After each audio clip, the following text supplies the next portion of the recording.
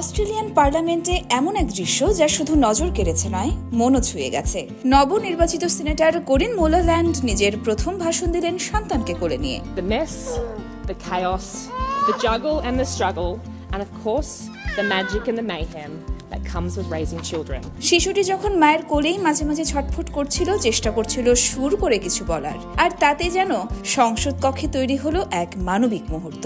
To the new mums struggling with a return to work, to those people working far away from home on a FIFO shift. করিন বলেন, তিনি শুধু একজন মা নন, একজন কর্মজীবী নারী, একজন সংসদ সদস্য আর একজন প্রান্তিক কুইন্সল্যান্ডবাসী। তিনি মনে করিয়ে দেন, সংসদ শুধু তত্ত্ব নয়, বাস্তব জীবনের প্রতিফলন হওয়া উচিত, যেখানে মা বাবার সংগ্রাম, দায়িত্ব, ভালোবাসা সবকিছুই জায়গা পাবে।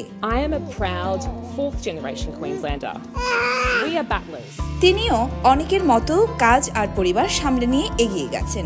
সময় এসেছে আধুনিক নমনীয় কর্মপরিবেশ নিশ্চিত করার। করিন মোলাল্যান্ডের এই ভাষণ শুধু বক্তব্য নয়, এটি এক বার্তা, যে বার্তা বলে মাতৃত্ব, নেতৃত্ব আর সহানুভূতি সব একসাথে হাঁটতে পারে। ইয়োরমা শায়ের জাহান, দেশকাল নিউজ।